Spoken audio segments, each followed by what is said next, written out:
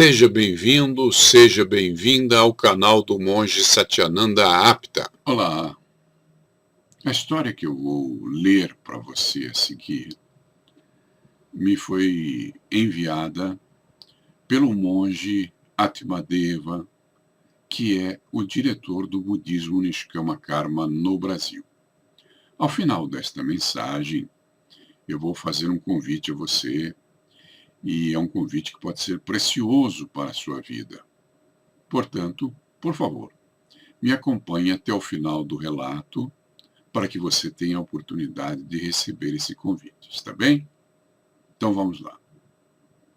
As várias mortes antes da morte. Uma tragédia. Assim defini os fatos quando recebi a notícia no mosteiro. A casa que eu morava passava por uma grande reforma em todos os seus cômodos.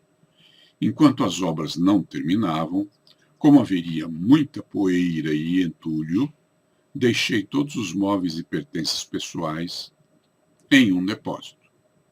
Em seguida, viajei para o mosteiro para mais um período de estudos, até que pudesse ocupar a casa novamente.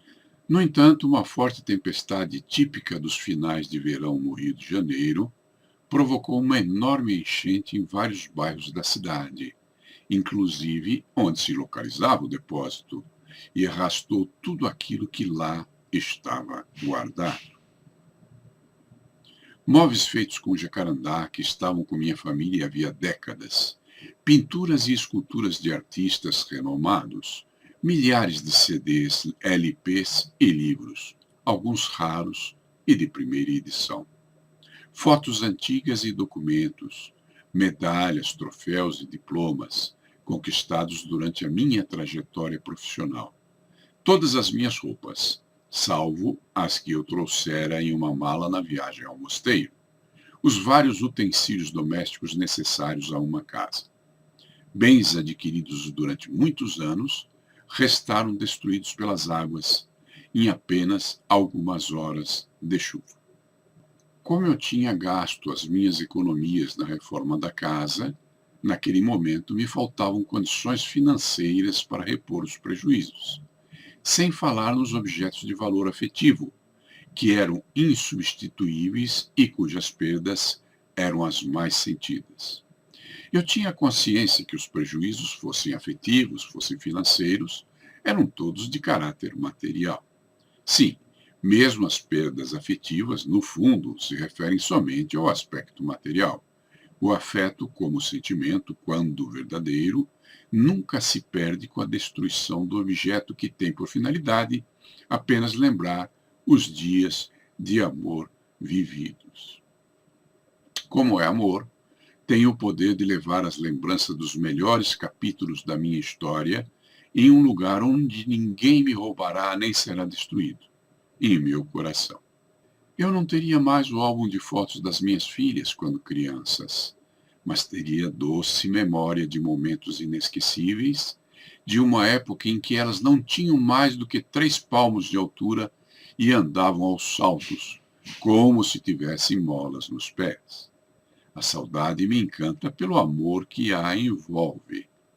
Não seria mais possível colocar na vitrola o LP do Cartola, comprado na saudosa Modern Sound, lendária loja de discos em Copacabana, ou ter nas mãos a primeira edição de Canto Real, de Pablo Neruda, adquirido em um antiquário de Madrid. Mas poderia ter acesso a todas as canções e poesias desses mestres, apenas para ficar restrito em 2, diante dos muitos que eu admirava, tanto da música quanto da literatura, através dos diversos aplicativos online. Ouviria no celular, leria em um tablet. Todavia, confesso que me doía pensar na estante de casa, que eu mandara fazer para acomodar esses livros e discos, ser preenchida com objetos de mera decoração, porque não havia mais nada a colocar nelas. Seria estranho entrar em casa e não encontrar o sofá e as poltronas que me acompanhavam desde a infância. Eram móveis talhados à mão pelo meu avô, um hábil artesão português, que já estavam ali quando meu pai era apenas um menino. Os objetos que adornavam o altar que eu tinha em um dos quartos, recolhidos durante os anos de minha peregrinação espiritual por vários cantos do planeta, também não mais existiam. É hora da vida se renovar. Absolutamente tudo na existência tem prazo de validade, eu disse para mim mesmo. Também trazia em mim a consciência de que tudo aquilo que nos acontece surge em nossas vidas para o nosso bem. Embora muitas vezes tenhamos dificuldade no momento da tragédia para entender esse conceito e perceber a sua aplicabilidade.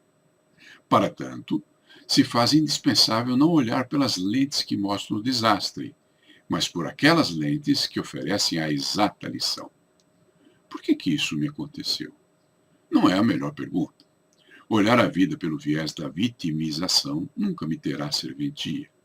O que isso quer me ensinar? É um ponto de vista melhor. É a indagação a ser feita que vai me mostrar o mestre oculto no caos e me iniciar em mais uma jornada de transformação e superação. Encontrarei a resposta de acordo com a pergunta que eu fizer. Com ela, a possibilidade de uma nova ferramenta para a evolução essencial. Mais ainda se o aprendizado chegou de modo súbito e arrebatador. Até mesmo violento. Era necessário admitir que a mesma lição já tinha sido oferecida a mim de maneiras mais suaves.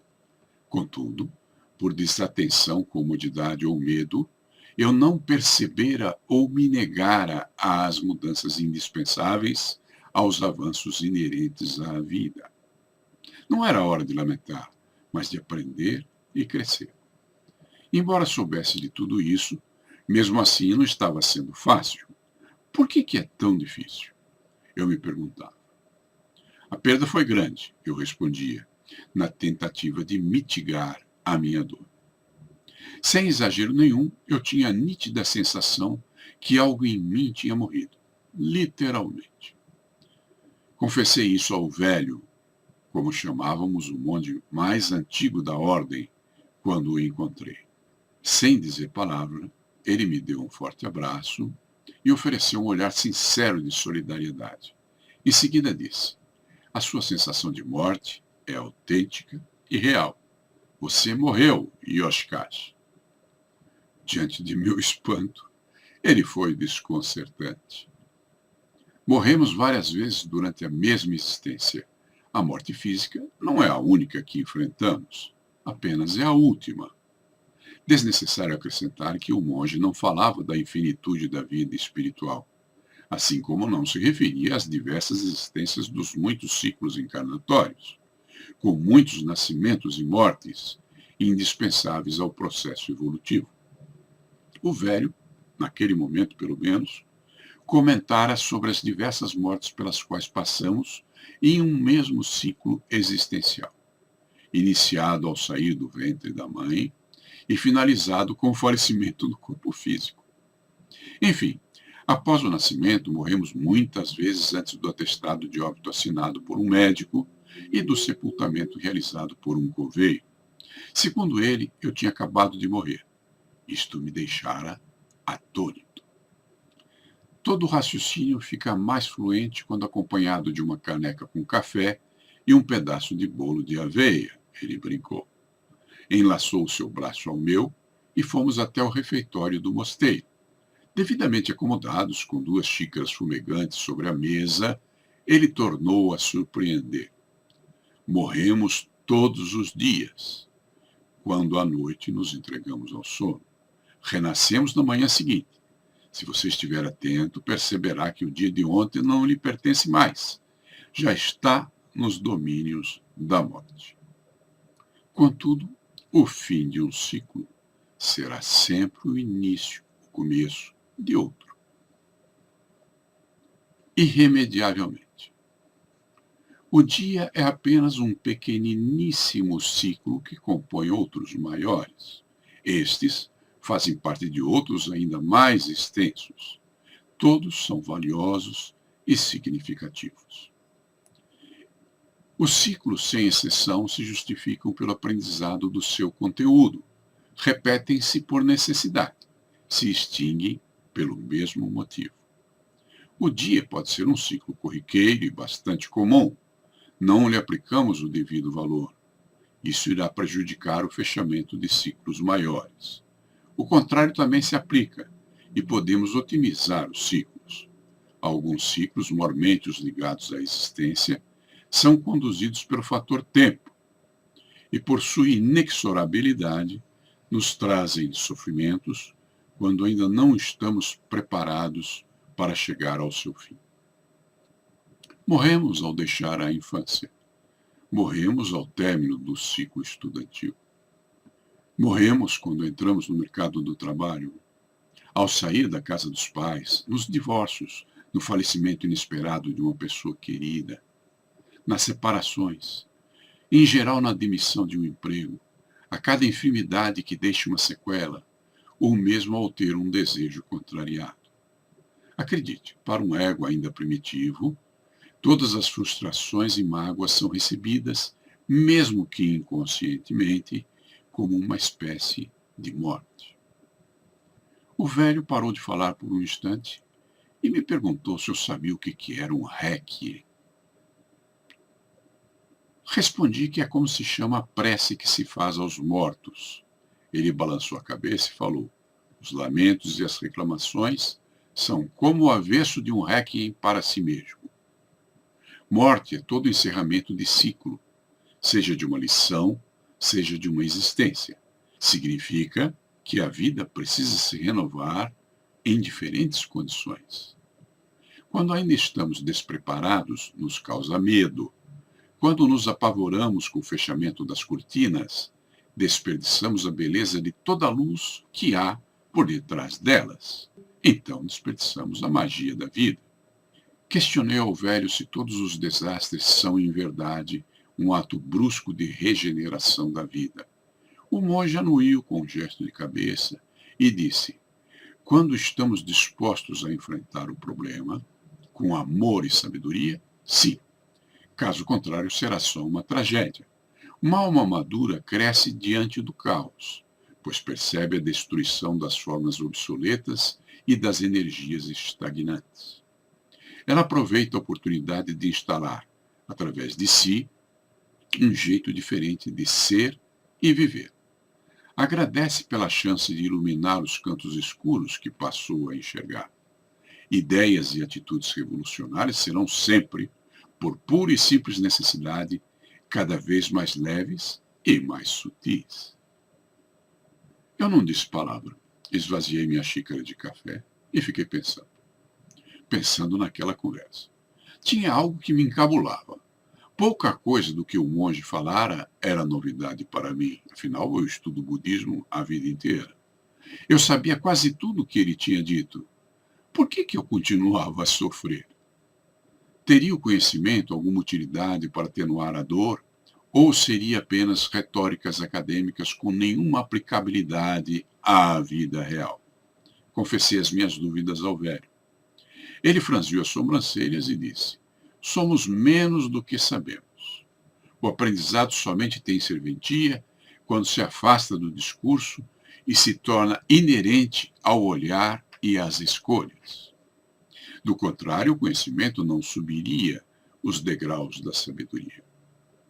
Depois arqueou os lábios em um leve sorriso e concluiu: esteja sereno com a sua morte para que possa fazer bom uso dela, ou você morrerá a mesma morte outras vezes.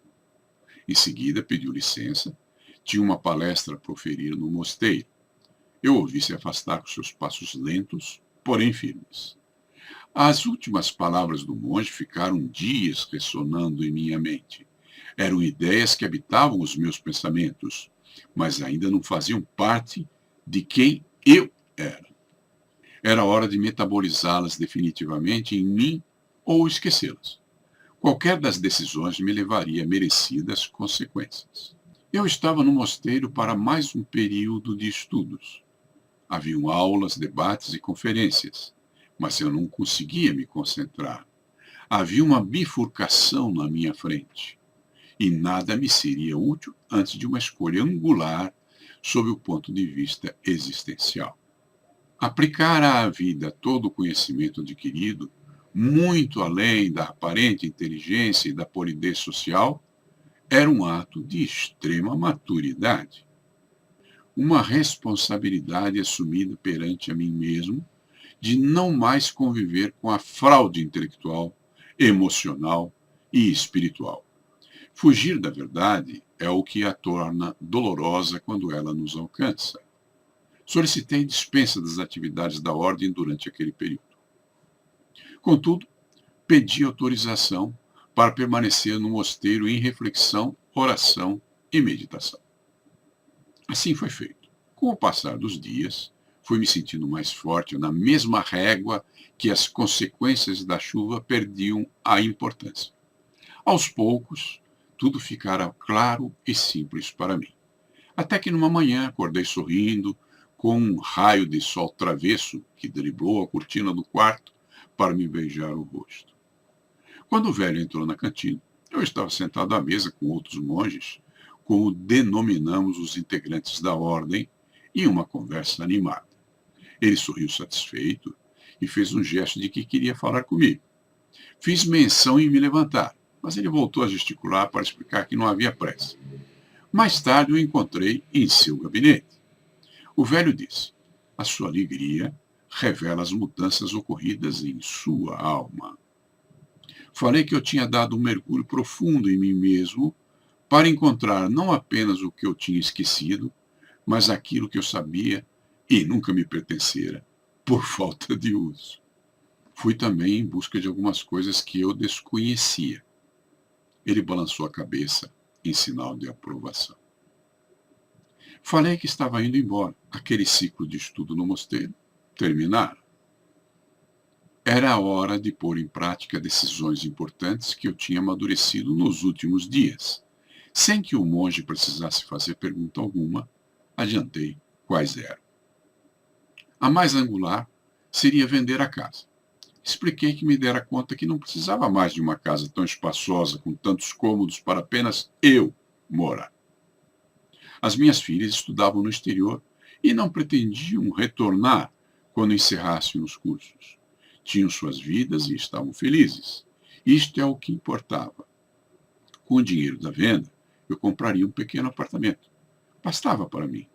Eu arrumaria mais tempo para visitá-las.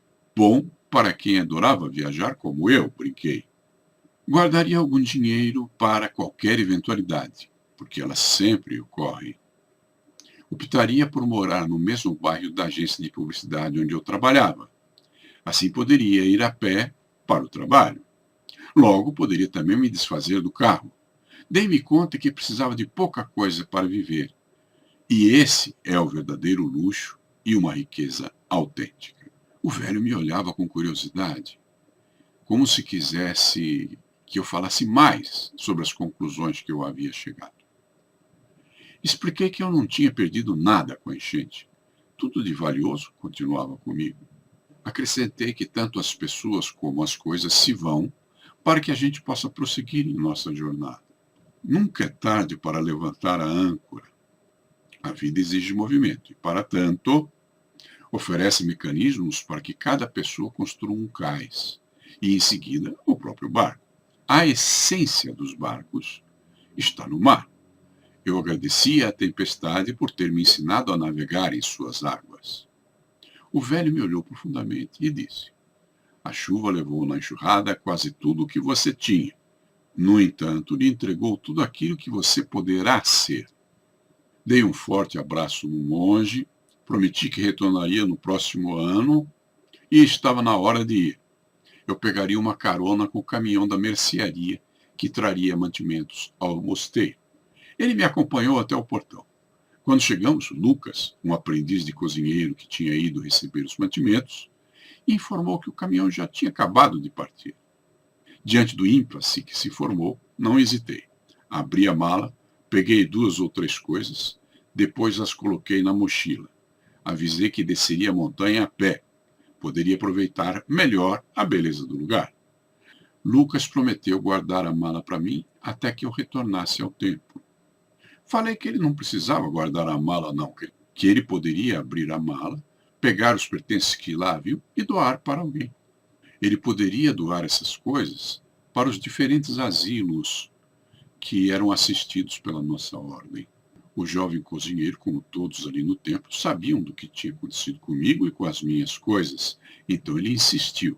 Falou que as roupas eram quase novas. Ainda bem, eu respondi com sinceridade e com uma alegria arrebatadora. Mas o Lucas insistiu. Lembrou-me que eu não tinha quase mais nada. Eu sacudi a cabeça e expliquei ao rapaz. Eu tenho o que sou e levo comigo a canção da vida. Nada me faltará.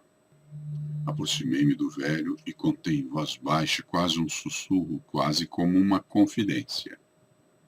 Que venham as próximas mortes. Pisquei um olho e concluí.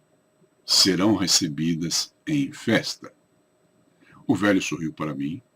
Despedi-me com um aceno e comecei a descer. Pude ouvir algumas palavras de preocupação ditas pelo jovem cozinheiro em relação à longa caminhada que me aguardava. O monge pediu para ele se tranquilizar, pois a minha bagagem estava leve. Antes que Lucas contrariasse o argumento, o velho esclareceu. Não falo da mochila, estou falando ao que está no coração dele. E meus pés pareciam nem estar tocando no chão. E aqui termina essa pequena história que me foi enviada no formato texto pelo monge Atmadeva do budismo Niskamakarma. Se você conhece outros textos de minha autoria, porque este não é de minha autoria, outros que são de minha autoria, talvez conheça as 12 leis da vida. E tudo que está aqui tem muito a ver com uma dessas leis. A 11ª lei, que afirma que se não é bênção, é lição. Então a vida te oferece sempre coisas que sejam de uma dessas duas naturezas. Ou é uma bênção, ou é uma lição. Se for uma bênção, cabe a você usufruí-la com toda a intensidade. E se for uma lição, cabe a você aprendê-la. Porque se você não aprender, ela ocorrerá outras vezes em sua vida até que você a aprenda. E cada uma dessas lições é uma espécie de morte, em que você deixa para trás a ignorância e passa a cultivar a sabedoria a partir de então. Veja bem que talvez você já tivesse o conhecimento do significado dessas coisas, mas não os levava tão a sério. Então precisou da lição, às vezes lições muito fortes, perda de bens, perda de recordações da infância, perda de entes queridos, para que você tenha a oportunidade de crescer em direção à sabedoria. Porque conhecimento é o que as pessoas passam para você, é o que o mundo lhe traz. Mas enquanto você não vivencia isso em sua própria vida, o conhecimento não se torna em sabedoria. Por isso que eu costumo dizer, aquilo que você sabe não tem valor algum. O valor está no que você faz com o que sabe. E no caso que foi narrado aqui nessa pequena história que eu li para você, este personagem vivenciou na prática uma lição terrível da vida que o fez morrer para grande parte de seu passado.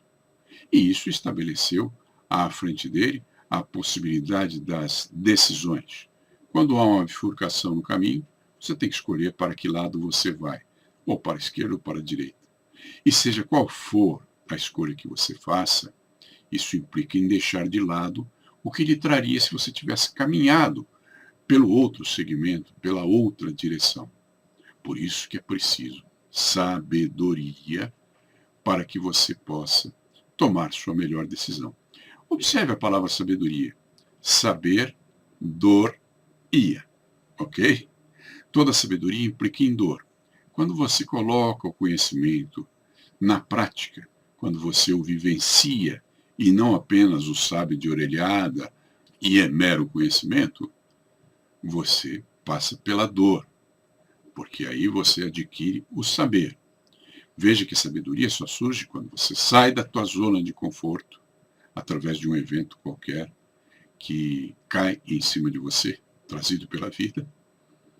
E aí, através dessa dor que você passa e que tem por lição superar, você adquire a aplicação do conhecimento em sua vida. Isso sim é a sabedoria. E recadinho final. Vou deixar aqui embaixo desse vídeo, você pode clicar onde está escrito Veja Mais. E no Veja Mais, você vai encontrar links para o curso do Budismo Niskama Karma, que é ministrado através de lições que você faz em sua própria casa, que lhes são enviadas pelo Atmadeva. E você também tem link para entrar no meu canal e ter acesso a mensagens semelhantes a esta. O primeiro passo que você deve fazer, mesmo antes de clicar lá no Veja Mais, é se inscrever neste canal. Se possível, se gostou da mensagem, dar um like. Melhor ainda se você fizer um comentário. Nesse comentário, você pode dizer o que pensa a respeito disso que você ouviu. Você pode acrescentar alguma coisa a esta história, ou você pode simplesmente fazer alguma pergunta em busca de alguma orientação que eu possa lhe dar. E eu costumo aparecer aqui, pelo menos uma vez por mês, neste canal, e verificar os comentários e respondê-los com muito carinho. Farei isso por você. Deixe o seu comentário, inscreva-se no canal e dê um like se você gostou da história. Permaneça na serenidade do Buda.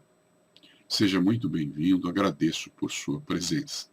Obrigado e nos vemos no próximo vídeo. Este vídeo grátis foi preparado para você com muito carinho. Se quiser demonstrar sua gratidão, se inscreva em nosso canal, deixe seu like, deixe seu comentário e clique em mostrar mais abaixo do vídeo, onde encontrará links que podem lhe ajudar.